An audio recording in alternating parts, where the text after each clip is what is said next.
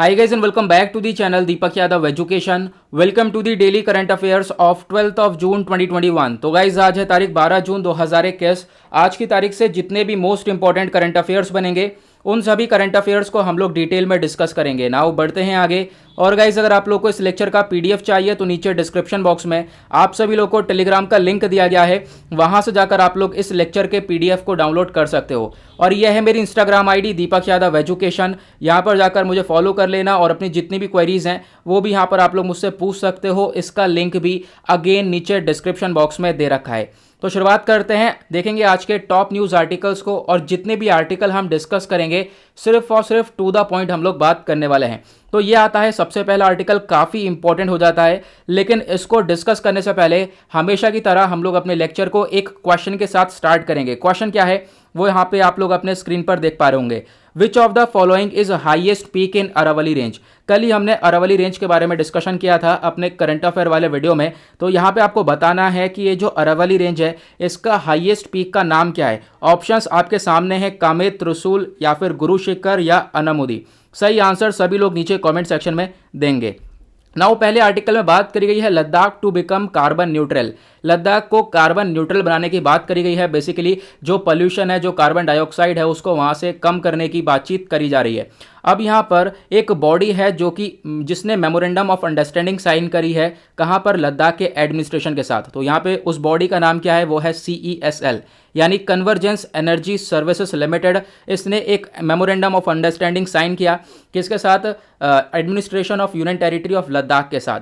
तो अब ये मिलकर आपस में एक काम करेंगे, वो क्या है कि कार्बन न्यूट्रल की तरफ आगे बढ़ेंगे, जो एरिया है उसको क्लीन और ग्रीन बनाएंगे। नाउ आगे बढ़ते हैं, यहाँ पे आप देख पाओगे इस मेमोरेंडम ऑफ अंडरस्टैंडिंग में क्या क्या होने वाला है। बहुत सारी क्लीन एनर्जी के ऊपर वर्क किया जाएगा, एनर्जी एफिशिएंसी प्रोग्राम्स को चलाया जाएगा, सोलर पैनल्स लगाए जाएंगे, माइक्रो ग्रिड सॉल्यूशंस लगाया जाएगा ताकि एक तरीके से जो पावर ब्लैकआउट हो जाता है उसको कम किया जा सके। एनर्जी एफिशिएंट लाइटनिंग होगी, एनर्जी स्टोरेज बेस्ड सॉल्यूशंस होगा। हर तरीके से एनर्जी को बचाने की बात करी जाएगी, कार्बन को कम करने की यहाँ पे पूरी की पूरी कोशिश रहने वाली है। साथ ही साथ जो कुकिंग स्टोव्स है उसके ऊपर भी काफ़ी हद तक ध्यान दिया जाएगा क्योंकि उससे भी काफ़ी हद तक कार्बन एमिट होता है, तो हद से हद कम उसको किया जाएगा।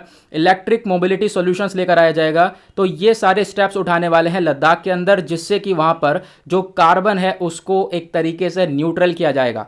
साथ ही साथ जो हमारे प्राइम मिनिस्टर हैं मोदी जी, इन्होंने इंडिपेंडेंस डे पे एक स्पीच दी थी, जो साल 2020 में इंडिपेंडेंस डे हमने सेलिब्रेट किया था।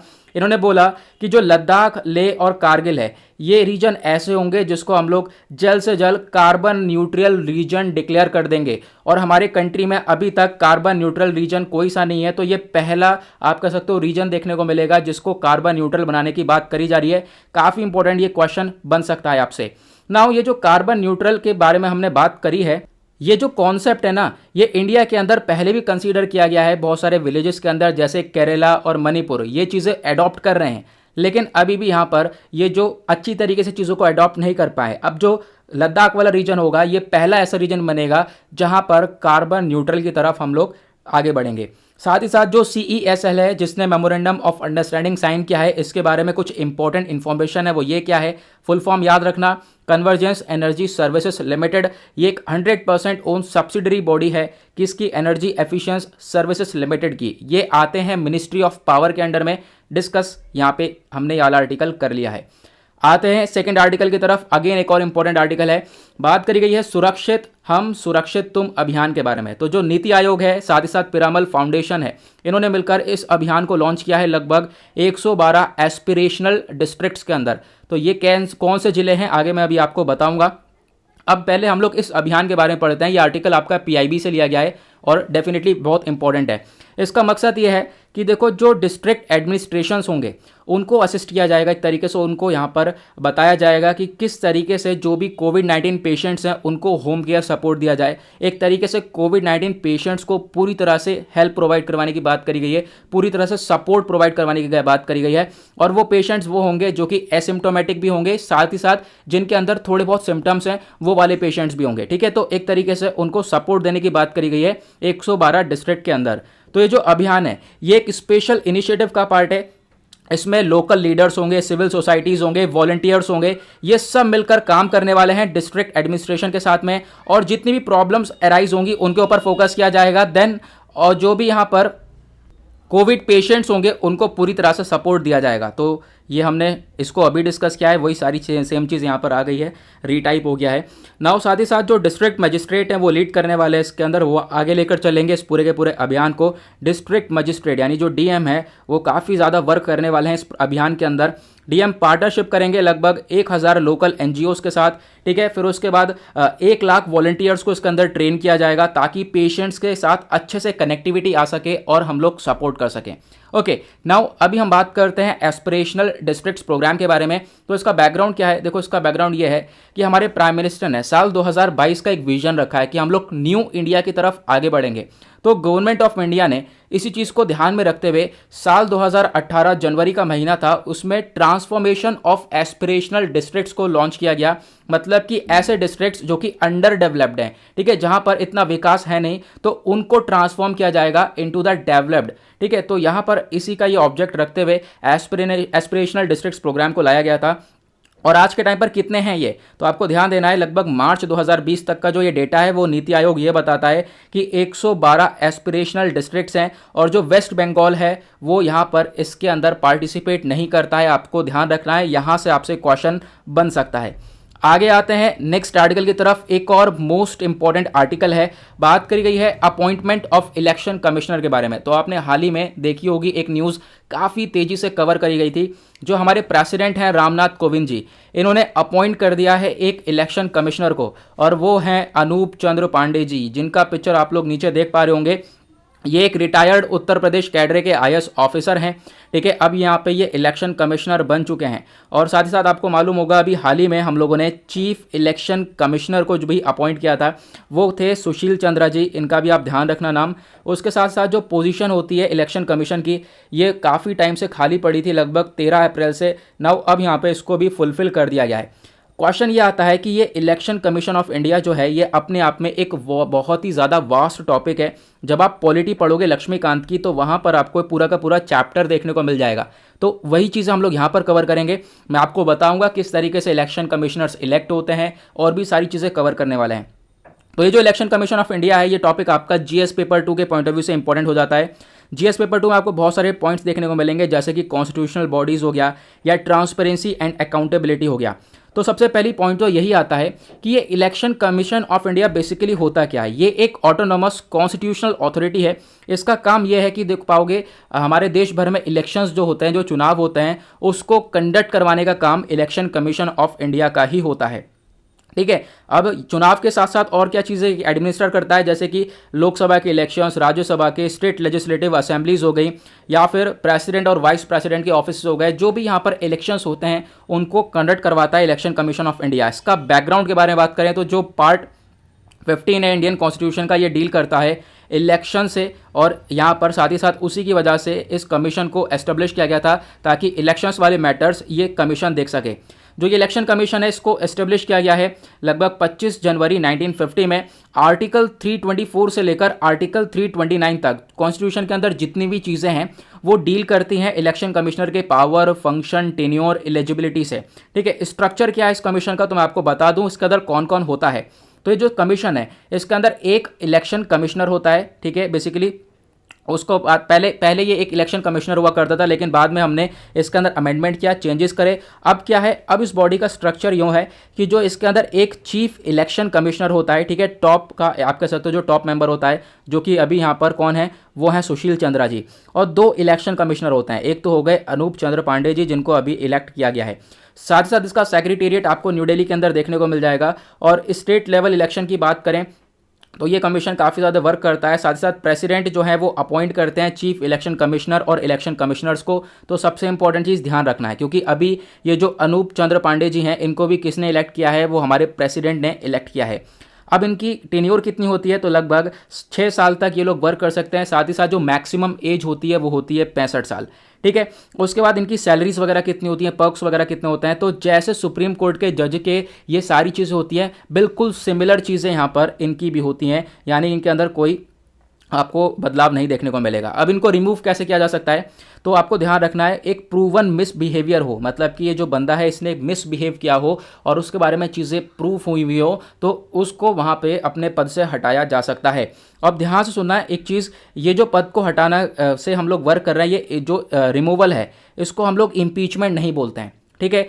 कॉन्स्टिट्यूशन के अंदर ये जो इम्पीचमेंट वर्ड है इसका इस्तेमाल नहीं किया गया है, किसके लिए, controller audit general of India के लिए और चीफ इलेक्शन कमिश्नर के लिए। तो किसके लिए इस्तेमाल किया गया है, तो ध्यान रखना है प्रेसिडेंट के लिए। अगर प्रेसिडेंट को रिमूव करना है तो उसके लिए इम्पीचमेंट का इस्तेमाल होता है और उसके लिए एक स्पेशल मेजोरिटी भी चाहिए होती है 2/3 मेंबर्स की, ठीक है, दोनों हाउसेस की, राज्यसभा लोकसभा दोनों की।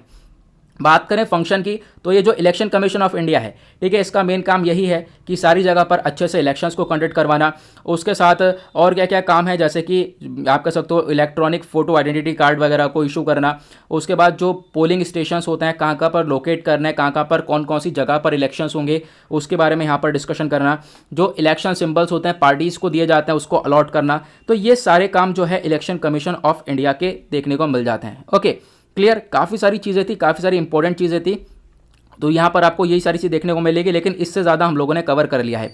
नाउ आते हैं नेक्स्ट आर्टिकल की तरफ। अगेन एक और बहुत ज़्यादा इंपॉर्टेंट आर्टिकल है जो कि न्यूज़ के अंदर है। बात करी गई है सारा के बारे में। यहाँ पर इसका फुल फॉर्म है सेंट्रल एडॉप्शन रिसोर्स अथॉरिटी। तो जो सुप्रीम कोर्ट ऑफ इंडिया है, इन्होंने स्टेट्स को, यूनियन टेरिटरीज से बोला कि आप लोगों को बहुत ही हार्ड एक्शंस लेने हैं। अगर कोई प्राइवेट इंडिविजुअल्स या फिर जो भी एनजीओज हैं, वो अगर कोई भी इस तरीके से आप कह सकते हो इलीगली अडॉप्ट करता है चिल्ड्रन को, ठीक है, वो लोगों को इनवाइट करते हैं, पीपल को इनवाइट करते हैं कि इलीगल तरीके से बच्चे को अडॉप्ट कर लिया जाए। खासकर वो बच्चे जो आज के टाइम पर कोविड-19 से काफ़ी ज़्यादा परेशान हो चुके हैं, उनके माता पिता की डेथ हो चुकी है या बहुत सारी प्रॉब्लम्स हो रही हैं, तो कोविड-19 की वजह से जो बच्चे हैं वो प्रॉब्लम्स में और उनका इलीगल अडॉप्शन हो रहा है, तो उसको रोकने के लिए सुप्रीम कोर्ट ने सीधा सीधा यहाँ पर बात रखी है।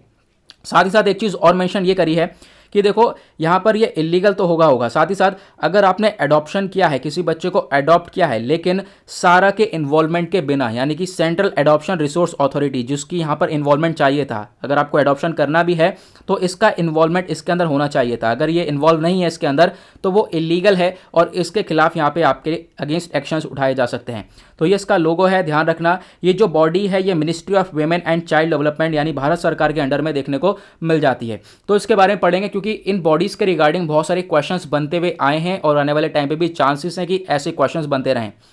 तो ये जो सेंट्रल एडॉप्शन रिसोर्स अथॉरिटी है सारा, ये एक नोडल बॉडी है। इसका काम यही है जो इंडियन चिल्ड्रंस के एडॉप्शन को लेकर बातचीत करी जाती है, तो वो सारे केसेस को यहाँ पर ये देखता है और उसी के अंदर ये इन्वॉल्व रहता है, ठीक है। डील करता है कि मान लो किसी ऑर्फन बच्चा है, ठीक है, कोई अनाथ बच्चा है, उसको एडॉप्शन के लिए कोई अबेंडेंड है या सरेंडर्ड बच्चा है, तो उसका कौन कौन एडॉप्शन करेगा, कैसे एडॉप्शन होगा, तो वो सब चीज़ें केयर करता है। कौन, वो सारा केयर करता है। साथ ही साथ ये रेगुलेट करता है कंट्री के अंदर या कंट्री के बाहर भी, ठीक है। अगर एडॉप्शन हो रहा है कंट्री के अंदर हो रहा है तो उस चीज़ को भी रेगुलेट यही बॉडी करती है। अगर कंट्री के बाहर एडॉप्शन करवाना है तो उस चीज़ को भी यही बॉडी रेगुलेट करती है। लेकिन उसके लिए कुछ प्रोविजंस हैं, वो क्या है, the Hague convention on inter country adoption, यानी कि अगर कंट्री से बाहर एडॉप्शन होगा तो उसके लिए यहाँ पर कुछ प्रोविजंस दे रखे हैं, वो इस एक्ट के अंडर में देखने को मिलेंगे। ओके, नाउ अब इसका स्टेटस क्या है। जो ये बॉडी है ये एक ऑटोनॉमस और स्टैट्यूटरी बॉडी है जो कि union women and child development ministry के अंडर में आती है। ये और भी क्या चीज़ें हैं, जैसे कि यहाँ पर ये जो सारा है ये सारी चीज़ें प्रोवाइड करवाती है in link with the juvenile justice. जो जुवेनाइल जस्टिस का मतलब ये है, ये जो एक्ट है ना जुवेनाइल जस्टिस 2015 का, ये बच्चे की प्रोटेक्शन के लिए वर्क करता है, ठीक है। बच्चे को प्रोटेक्ट किया जा सके, बच्चे की केयर करी जा सके, तो उसके साथ ही यहाँ पर लिंकिंग में ये वर्क करता है। साथ ही साथ सारा को सेटअप किया गया था 1990 में। तो ध्यान रखना 2018 में जो ये सारा बॉडी है ये एक तरीके से इसने अलाउ कर दिया इंडिविजुअल्स को, कोई अगर लिव इन रिलेशनशिप में रह रहा है तो वो भी एक बच्चे को अडॉप्ट कर सकता है इंडिया के अंदर। तो ये चीज़ें इसने रेगुलेट करी थी, ये चीज़ें बताई थी। अच्छा, ये दोनों पॉइंट हमने डिस्कस कर ही लिए हैं। लास्ट पॉइंट इसका ये है कि इसका जो हेडक्वार्टर है वो आपको न्यू दिल्ली के अंदर देखने को मिलेगा। तो मतलब हमने एक एक चीज़ कवर कर ली है इस बॉडी के बारे में। कोई क्वेश्चन बनता है तो आप इजीली सॉल्व कर पाओगे। अगेन एक और इंटरेस्टिंग आर्टिकल है, बात करी गई है मैंगो के बारे में। तो जो मैंगो है उसको एक्सपोर्ट किया जा रहा है, जो ईस्टर्न रीजन से यहाँ पे एक्सपोर्ट किया गया है। और कितनी वैरायटीज़ हैं, वो हैं 16 वैरायटीज़ हैं आम की, जिसमें से 3 वैरायटी ऐसी हैं जिनको जीआई सर्टिफिकेशन मिला हुआ है। वो कौन कौन सी हैं, यहाँ पे आप देख पाओगे, खिरसपति और लक्ष्मण भोग और तीसरी है जर्दलू, ठीक है। ये तीनों ही वैरायटीज़ को एक्सपोर्ट किया गया है, कहाँ पर, बहरीन के अंदर। ओके, तो ध्यान रखना बहरीन के अंदर ये एक्सपोर्टिंग हुई है। अब मैंगो की अगर हम बात करें तो इंडिया के अंदर मैंगो को किंग ऑफ फ्रूट्स बोला जाता है। बच्चे बच्चे को पता है कि फलों का राजा आम है, ठीक है। उसके बाद जो बहुत सारे स्टेट्स हैं इंडिया के अंदर, वहाँ पर मैंगो की प्लांटेशन देखने को मिलती है, जैसे कि उत्तर प्रदेश, आंध्र प्रदेश, उसके बाद तेलंगाना, कर्नाटका, बिहार, यहाँ सब बहुत ज़्यादा प्रोडक्शन होता है इस मैंगो का। उसके बाद यहाँ पे कुछ इंपॉर्टेंट चीज़ है, वो क्या है, मैंगो की कुछ टॉप लेवल की वैरायटीज़ आती हैं। वो कौन कौन सी हैं? अल्फांसो हो गया, अल्फांसो बहुत ही ज़्यादा महंगा आम है, बहुत ज़्यादा महंगा। केसर हो गया, तोतापुरी, और साथ ही साथ बेंगनपल्ली। तो ये कुछ वैरायटीज़ हैं आम की जो कि लीड करती हैं। और इनफैक्ट हम लोग अल्फांसो आम को जो है काफ़ी हद तक एक्सपोर्ट भी करते हैं। और आपको मालूम होगा पिछले साल अल्फांसो काफ़ी ज़्यादा न्यूज़ के अंदर था, मुझे याद है, क्योंकि हमने जो है हार्ले डेविडसन की डील करी थी, बदले में हम अल्फांसो आम को जो है ये एक्सपोर्ट कर रहे थे, ठीक है। लेकिन यहाँ पे कि तो हम लोग कह सकते हो कि हार्ले डेविडसन वापस जा रही थी इंडिया से, तो उसकी वजह से ये न्यूज़ के अंदर था आर्टिकल, ठीक है। चलो वो बात अलग है। अब यहाँ पे बात करें मैंगो एक्सपोर्ट्स की, तो ये ज़्यादातर 3 फॉर्म्स में देखने को मिलते हैं, यानी किस तरीके से आम को भेजा जाता है। तो एक तो फ्रेश मैंगो, यानी कि पेड़ से तोड़ा भेज दिया। उसके बाद मैंगो का पल्प, जो अंदर का गूदा होता है, वो भेजा जाता है। उसके बाद मैंगो स्लाइस कट करके भी यहाँ पर भेजे जाते हैं। तो ये 3 फॉर्म्स में एक्सपोर्ट किया जाता है मैंगो को। ओके, नाउ आते हैं नेक्स्ट आर्टिकल की तरफ। नाउ नेक्स्ट आर्टिकल में बात करिए ग्राउंड नट्स के बारे में, पीनट्स के बारे में, ठीक है, मूंगफली। तो इसको भी एक्सपोर्ट किया गया है, कहाँ से? वेस्ट बंगाल से नेपाल में एक्सपोर्ट किया गया 24 मेट्रिक टन्स के अमाउंट में। तो इसके बारे में ध्यान रखना है, ये भी अगेन एक इंपॉर्टेंट आर्टिकल है। तो क्या क्या बोला गया है इसको हम डिस्कस करेंगे। सबसे पहली चीज़ तो ये देखो, according to ministry of agriculture and farmer welfare, बोला ये गया जो ये ग्राउंडनट प्रोडक्शन है, ये 2020-21 के अंदर 101 यानी 101.19 के आसपास इतने लाख टन की हुई है प्रोडक्शन। अगर इसको कंपेयर करें इसके पिछले साल से यानी 2019-20 से, तो वो प्रोडक्शन काफ़ी हद तक अब की बार बढ़ती हुई नजर आई है। नाउ उसके बाद कौन कौन से रीजन है जो कि एक लार्जेस्ट प्रोड्यूसर की तरह काउंट करे जाते हैं। गुजरात एक लार्जेस्ट प्रोड्यूसर है ग्राउंडनट के एरिया में। अगर हम बात करें पूरे कंट्री में गुजरात से सबसे ज़्यादा ये मूंगफली को प्रोड्यूस किया जाता है। उसके बाद राजस्थान, तमिलनाडु, आंध्र प्रदेश, कर्नाटका, मध्य प्रदेश, महाराष्ट्र, वेस्ट बंगाल और राजस्थान वाले रीजन है।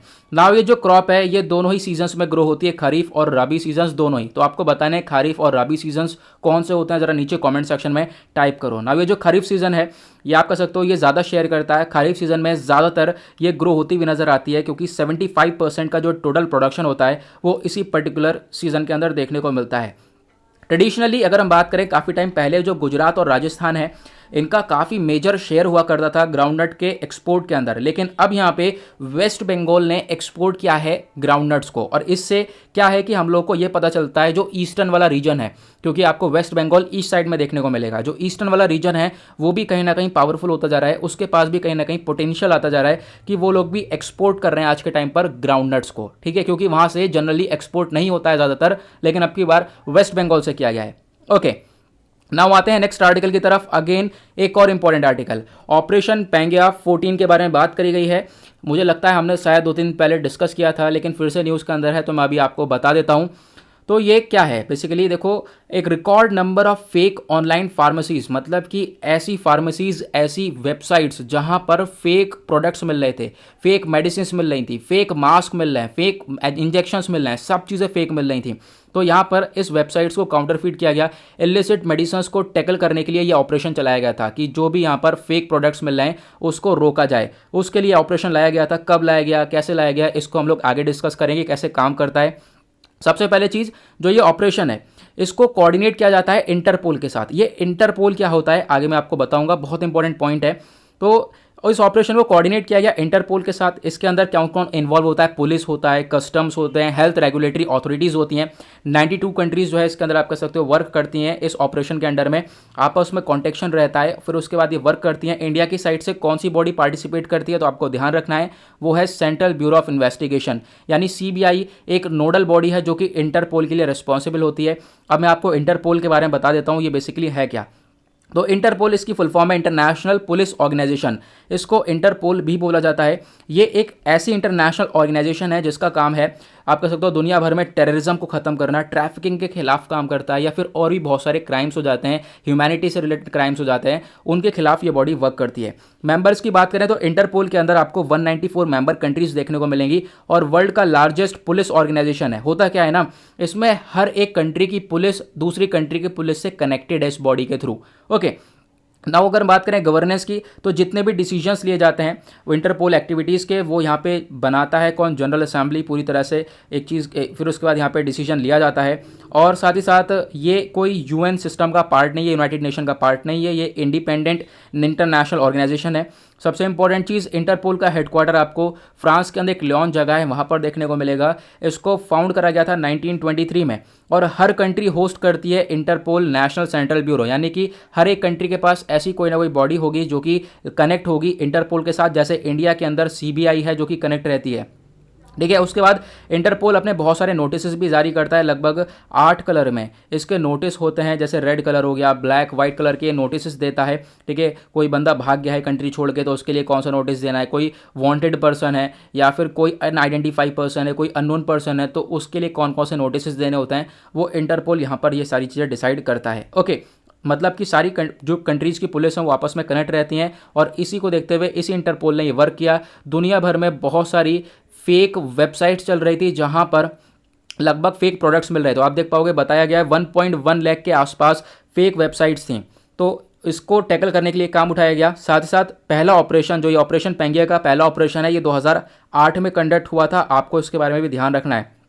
काम इसका यही है कि पब्लिक अवेयरनेस बनाना, लोगों को जानकारी देना कि हाँ ऐसी घटनाएं भी देखने को मिल रही हैं, ऐसी प्रॉब्लम्स भी हो रही हैं, आपको बच के रहना है। इनफैक्ट यहाँ पर गलत मेडिसिन का इस्तेमाल नहीं करना है। उसके बाद आते हैं नेक्स्ट आर्टिकल की तरफ। बात करी गई है रेंगमा के बारे में। तो जो रेंगमा क्या है, ये नागास, रेंगमा नागास, ये आसाम के अंदर आपको देखने को मिलेगा। तो एक बेसिकली एक ट्राइबल कम्युनिटी है। इनका कहना यह है आसाम के अंदर कि इन्होंने पहली बात तो एक कह सकते हो एक लिखा है किसको, हमारे होम मिनिस्टर अमित शाह जी को। और उसमें खत में क्या लिखा है कि देखो, जो ऑटोनोमस डिस्ट्रिक्ट काउंसिल है वो यहाँ पर चाहती है, ये वाली कम्युनिटी, ये जो रंगमा लोग हैं, ये चाहते हैं कि इनके लिए एक ऑटोनोमस डिस्ट्रिक्ट काउंसिल होना चाहिए। क्योंकि ऐसा क्यों हो रहा है, क्योंकि सेंट्रल ने अपने एक डिसीजन दिया है कि कार्बी एंग्लोंग ऑटोनोमस काउंसिल बनाने का, ठीक है, उसको एक टेरिटोरियल काउंसिल बनाया जाएगा कार्बी नाम से। तो उसी की वजह से यहाँ पर उन्होंने बोला कि हमारा भी एक ऑटोनोमस डिस्ट्रिक्ट काउंसिल होना चाहिए। बट ये चीज़ इतनी इंपॉर्टेंट नहीं होती हमारे एग्जाम के पॉइंट ऑफ व्यू से। अगर अपना सिलेबस देखें तो वो जो इंपॉर्टेंट होता है वो ट्राइबल ग्रुप्स वाला काफ़ी पॉइंट इंपॉर्टेंट हो जाता है। तो ये रेंगमा है क्या, बेसिकली ये लोग कौन से हैं, तो इनके बारे में जानकारी आपको होनी चाहिए। क्वेश्चन यहाँ से बन सकता है। नाउ ये जो रेंगमा है ये एक नागा ट्राइब है। ये आपको नागालैंड के अंदर देखने को मिलेगी और आसाम स्टेट्स में देखने को मिलेगी। साथ ही साथ 2011 के अकॉर्डिंग के अगर हम देखें तो जो पॉपुलेशन सेंसस है, इसका पॉपुलेशन सेंसस ये बताता है जो ये रेंगमा की पॉपुलेशन है वो 62,000 के आसपास, एग्जैक्टली आप बोल सकते हो 63,000 के आसपास जो है देखने को मिल जाती है पॉपुलेशन। आज के टाइम पर ये बढ़ती हुई नजर आई होगी क्योंकि ये 2011 का सेंसस है। और ये लोग एक नगाड़ा फेस्टिवल भी सेलिब्रेट करते हैं। तो आपसे क्वेश्चन यहाँ से बन सकता है, ध्यान रखना, नगाड़ा फेस्टिवल कौन सी कम्युनिटी सेलिब्रेट करती है। तो ये एक हार्वेस्ट फेस्टिवल है बेसिकली। रेंगमा के लोग जो है आप कह सकते हो इसको सेलिब्रेट करते हैं। ये क्या है, 8 दिन तक इसको सेलिब्रेट किया जाता है। जो एग्रीकल्चर का सीज़न होता है उसके एंड में इसको सेलिब्रेट किया जाता है। एक तरीके से जब फसल की कटाई वगैरह हो जाती है तब इसका सेलिब्रेशन देखने को मिलता है नवंबर की आखिरी में। ओके, नाउ आते हैं नेक्स्ट आर्टिकल की तरफ। बात करी गई यहाँ पर national scheme sanctioning committee of स्वच्छ भारत मिशन के बारे में। यानी कि एनएसएससी जो कमेटी है वो स्वच्छ भारत मिशन की तरफ आगे बढ़ रही है, खासकर स्वच्छ भारत मिशन जो कि हमने गांव वाले एरियाज़ में प्लान कर रखा है। तो इसके लिए क्या हुआ है, 40,700 करोड़ रुपए एलोकेट करे गए ताकि जो गांव वाले एरियाज़ हैं वहाँ पर स्वच्छ भारत मिशन को आगे लेकर जाया जाए। जो भी कूड़ा कचरा है वहाँ पर, सॉलिड और लिक्विड वेस्ट मैनेजमेंट है उसके ऊपर ध्यान दिया जा सके, जो भी वेस्ट है उसको अच्छी तरीके से मैनेज किया जा सके। और ये 2021-22 के लिए यहाँ पर ये चीज़ें बताई गई हैं। 2 लाख गाँवों में ये सपोर्ट प्रोवाइड किया जाएगा। तो ऐसा पिक्चर आप लोग देख पा रहे होंगे, ये आर्टिकल पीआईबी के अंदर आया था। नाउ इस कमेटी के बारे में हम लोग पढ़ लेते हैं, काफ़ी इंपॉर्टेंट हो जाता है। नेशनल स्कीम सैंक्शनिंग कमेटी, ये आप कह सकते हो जो ये एसबीएम है यानी कि स्वच्छ भारत मिशन ग्रामीण वाले क्षेत्र के लिए जो है ये वर्क करती है under the chairmanship of secretary, यानी मिनिस्ट्री ऑफ जल शक्ति के अंडर वहाँ पे कमेटी ये वर्क करती हुई नजर आती है। इस कमेटी के अंदर और कौन कौन होता है, ministry of rural development, Panchayati Raj, ministry of housing and urban affairs, representative होते हैं बहुत सारे स्टेट गवर्नमेंट्स के। तो ये सारे लोग इसके अंदर देखने को मिल जाते हैं, ठीक है। उसके बाद यही चीज़ हमने अभी कवर करी है। नाउ यहाँ पे जो ये एनएसएससी है ये रिव्यू करता है कि स्टेट्स और यूनियन टेरिटरीज़ के अंदर किस तरीके से प्लान चलाए जाएं। साथ ही साथ उनको गाइडेंस प्रोवाइड करवाई जाती है ताकि किस तरीके से वहाँ पे साफ सफाई को मेंटेन किया जाए, सैनिटेशन के ऊपर, हाइजीन के ऊपर ध्यान रखा जाए, ठीक है। इनफैक्ट अगर हम बात करें इस पेंडेमिक वाले टाइम्स पर तो इस पर ज़्यादा फोकस किया जा रहा है आज के टाइम पर। ओके, नाउ आते हैं आज के लास्ट आर्टिकल की तरफ। ये हमारा आज का शायद 9वां-10वां आर्टिकल है। देख पाओगे हमने जितने भी आर्टिकल डिस्कस किए हैं सारे टू द पॉइंट बात करी है कि जहाँ से क्वेश्चंस डेफिनेटली बन सकते हैं और आपको एक अवेयरनेस भी हो हर एक करंट अफेयर के बारे में। नाउ यहाँ पे बात करी गई है क्यूएस वर्ल्ड यूनिवर्सिटी रैंकिंग्स 2022 के बारे में, बेसिकली यानी कि 2022 के अकॉर्डिंग यहाँ पे अगर हम बात करें तो देखो एक वर्ल्ड यूनिवर्सिटी की लिस्ट आती है हर साल। यहाँ पे आप कह सकते हो कि जब ये वाली लिस्ट आई है ना वर्ल्ड यूनिवर्सिटी की, इसके अंदर बहुत सारी चीज़ें मेंशन करी गई हैं। यहाँ पर बेसिकली ये ऐसी लिस्ट होती है, इसके अंदर ये बोला जाता है दुनिया भर में जितनी भी यूनिवर्सिटीज़ हैं उसकी टॉप 1000 यूनिवर्सिटीज़ की लिस्ट बनाई जाती है कि आज के टाइम पर दुनिया भर में ये 1000 यूनिवर्सिटीज़ ये टॉप पर आती हैं। ठीक है, उसमें से इंडियन यूनिवर्सिटीज़ भी हैं। इंडियन यूनिवर्सिटीज़ लगभग 22 यूनिवर्सिटी ने अब की बार अपनी पोजीशन यहाँ पर जमाई है इस लिस्ट के अंदर, तो उसके बारे में चर्चा करी गई है। और आप कह सकते हो JNU पहली बार यहाँ पर ये भी लिस्ट के अंदर है। जवाहरलाल नेहरू यूनिवर्सिटी ये भी टॉप 1000 के अंदर आ चुका है। लिस्ट आपको ये देखने को मिलेगी। सबसे पहली बात, इंडिया की जो टॉप यूनिवर्सिटी है वो है IIT बॉम्बे, इसकी रैंक है 177वीं यानी 177 रैंक आई है। उसके बाद IIT Delhi, IISc Bengaluru, IIT Madras, IIT Kanpur, ठीक है, IIT खड़गपुर। तो आप देख पाओगे ये सारे जितने भी हो गए ना, ये सब इंस्टीट्यूट्स हैं, ये सारे जितने भी आप कह सकते हो कि यूनिवर्सिटीज़ हैं ये टॉप वर्ल्ड रैंक में आ रही हैं, top 1000 institutes in the world के अंदर काउंट हो रही हैं। नाउ इसके बारे में बात करते हैं। जो QS वर्ल्ड यूनिवर्सिटी रैंकिंग है इसको पब्लिश करा जाता है हर साल, किसके द्वारा? क्वैकरली सिमॉन्स के द्वारा। ये एक ब्रिटिश कंपनी है, ये इस चीज़ को लागू करती है। और अगर हम बात करें दुनिया में टॉप 5 यूनिवर्सिटीज़ कौन कौन सी हैं तो आपको ध्यान रखना है। 5 यूनिवर्सिटीज़ में पहली आती है मैसॉट्स इंस्टीट्यूट ऑफ टेक्नोलॉजी, जो आपको USA के अंदर देखने को मिलेगी कैम्ब्रिज में। उसके बाद दूसरी यूनिवर्सिटी दुनिया की टॉप है वो है यूनिवर्सिटी ऑफ ऑक्सफोर्ड। तीसरी है स्टैनफोर्ड यूनिवर्सिटी। चौथी है कैम्ब्रिज यूनिवर्सिटी। और फिर पांचवी है हार्वर्ड यूनिवर्सिटी। ये आप सभी लोगों ने सभी के नाम सुने होंगे, मुझे तो लगता है ऐसा है, क्योंकि जब मैंने पढ़ा था तो मैंने यहाँ पर सभी के नाम सुने हुए थे। नाउ इंडियन सिनेरियो की बात करें तो इंडिया के अंदर इन आप कह सकते हो कि 1000 यूनिवर्सिटीज़ जो कि टॉप में आई हैं, इसमें से अगर हम बात करें इंडिया की हैं 22 यूनिवर्सिटीज़। ठीक है, 22 इंस्टीट्यूशंस हैं। पिछले साल ये 21 थे, लेकिन अब की बार इसका एक इंस्टीट्यूशन बढ़ चुका है, जो कि काफ़ी अच्छी बात है। लेकिन दिक्कत वाली बात यह है कि हमें टॉप 100 के अंदर तो एक यूनिवर्सिटीज़ तो होनी चाहिए थी। ठीक है, लेकिन टॉप 100 के अंदर देखने को नहीं मिली है। पहली यूनिवर्सिटी जिसकी टॉप रैंक है वो है 177। ठीक है, वो कौन सी है? वो है IIT बॉम्बे। या आप लोगों को मैंने अभी लिस्ट के अंदर दिखाया था। ठीक, अब यहाँ पे क्या बोला गया, उसके बाद IIT दिल्ली है, IISc है, ये सब हमने मैप कह रहा हूँ, हमने लिस्ट के अंदर देख लिया। लेकिन यहाँ पे ये पॉइंट इंपॉर्टेंट हो जाता है, अलीगढ़ मुस्लिम यूनिवर्सिटी, बनारस हिंदू यूनिवर्सिटी और अमृता विश्व विद्यापीठम, ये आपके टाइम पर इस 1000 के अंदर भी नहीं है। ठीक है, 1000 जो ये टॉप यूनिवर्सिटीज़ है इसके अंदर भी नहीं आए हैं, इनको ड्रॉप डाउन कर दिया गया है। पहले 801 1000 के बीच में इनकी रैंक थी, लेकिन अब यहाँ पर 1001 से लेकर 1200 के बीच में है, तो मतलब ये थोड़े से डाउन हो चुके हैं। वो चीज़ यहाँ पे मेंशन करी गई है। आई होप आप लोगों को सभी आर्टिकल्स अच्छे से क्लियर हो गए होंगे। जो क्वेश्चन मैंने आपसे पूछा है उसका आंसर नीचे कमेंट सेक्शन में सभी लोगों को देना है। इसी के साथ करते हैं लेक्चर को समाप्त। मिलते हैं आप लोगों से नेक्स्ट वीडियो में। आज के लिए bye bye, have a nice day and जय हिंद।